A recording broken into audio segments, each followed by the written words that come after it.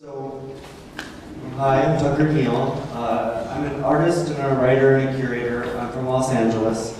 A little bit of background on me. I write for Artillery Magazine and Art Lives Magazine. I curated mostly shows that deal with memory and communication. A bunch of magazines. That's the type of point, because I'm not here to talk about my art. I'm here to talk about GYST, which stands for Getting Your Shit Together. And what we are is a professional practices company based out of Los Angeles. We provide software, services, and classes to artists of all kinds, from emerging to still emerging to well-established. A little bit about GYST. It was started by Karen Atkinson in the mid-90s. She's been teaching professional practices at CalArts and other colleges and at workshops all around the country since the 90s. She pioneered one of the first professional practices classes to be taught on the collegiate level. And what she did was, when she first started teaching the class, she had compiled every resource she could find on advice for artists, how to archive their work, advice on how to approach galleries, all of that into this 400-page binder. Front and back, and each student that took the class would get this big fat binder. And she got really sick of having to do that, and at the same time she was putting together an inventory system. So what she did was she piled it all together into a piece of software that she could give to artists as part of her class. Now we make it available to everyone. Ground rules. First of all, the reason the company is called Getting Your Shit Together is because you never really have your shit together. It's not getting your shit together. The process, the practice of being an artist involves lots of business tasks that you never really finish. You have to always be compiling your mailing list, you have to always be getting your finances together, you always have to be updating your resume, your artist statement, all of that. So that's why it's getting your shit together. As it says on our website, we're in the business of educating and helping artists instead of exploiting them for profits. There's a lot of companies out there that do things similar to us, but they're not artist-run. Everyone who works for our company is a practicing artist. And what we do is we put this out there so that artists can take control of their own careers, so they don't have to rely on galleries and agents and anybody else to keep their career on track. And I think that's very important, because you have to realize galleries close, agents fuck you over. If you don't control things yourself, you're setting yourself up for failure. Or for a lot of things down the line. So I'm going to go through the software. I think you should get it, because I think it'll help your career. But if you don't, think of this as, all these topics I'm going to raise here are something that you're going to have to figure out how to get organized and on top of in your practice. So if you want to do it through an old-fashioned filing system, if you want to create your own database system, however you want to do it, everything that I talk about here is something that down the line, as you continue to grow as an artist and develop your practice, you will encounter.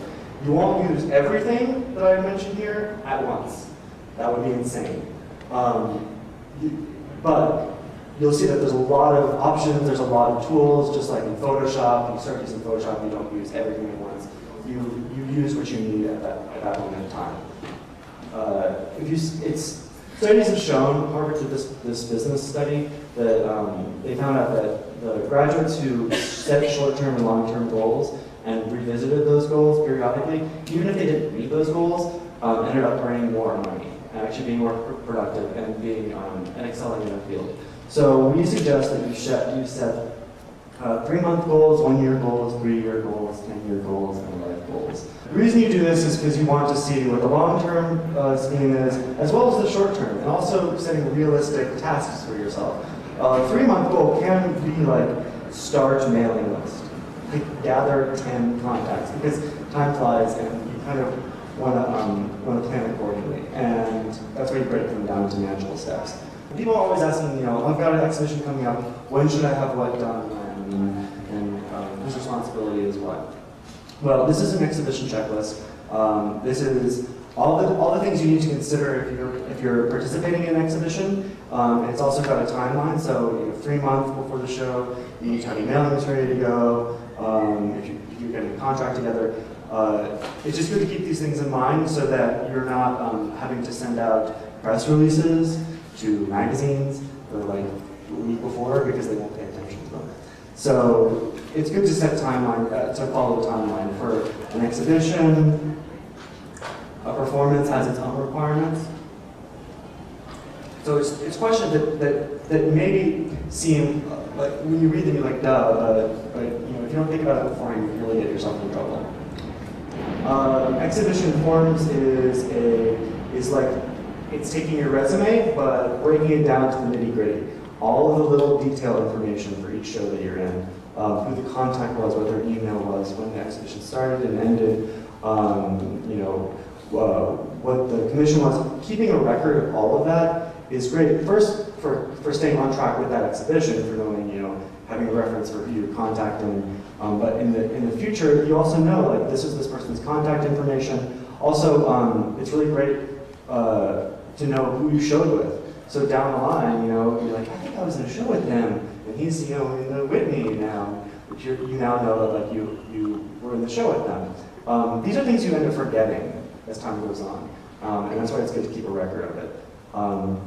Artwork inventory. This is the meat of the software. This is the meat of an art practice. Nothing happens without the work. So this is where you keep track of each individual work, all the pertinent information about each work, the title. You can assign your own categories, but we have some here for you. A tracking number. Everyone needs to develop their own tracking system that's aside from just title and date that it was made, because you can make a ton of blue paintings. But if you assign an inventory system for your work, it's easier to keep track of, especially down the line. You keep up with it. Trust me, galleries love it. They love being able to just refer to the number and it corresponds to something. So for me, it's the first initial, last initial, the year it was made, the medium, and the number of mediums. So this is the 5th installation of 2008. You can develop your own, but that's the one that I like. It works for me. We do talk about how to create a tracking system. There's instructions in the software. So the date created, the medium, the size of it, if it's framed. Subject keywords are really great too. So if you're, 20 years have gone by and you're like, wow, I know I made something and it had to deal with mushrooms. And you just type in mushrooms and it would come up, or everything that had that keyword would come up. It can create editions quite easily, assign the number of editions. Let's just say this is edition 6, create editions. It'll come up later, you'll see. The status of it, whether it's sold, not for sale, on loan. All these things it's great as it's all just essentially located, and there's fields for everything. Description of the work, expenses, you can do a detailed expense report. This is great for justifying the price of art. Also assigning a monetary value for your labor. If you keep track of the hours you're working on something, you can assign a value to it. And it's great when people are like, oh, why is that, $1,000? It's like, well, it took me a long time, and it's got expensive materials in it. That's also good for keeping up with your taxes.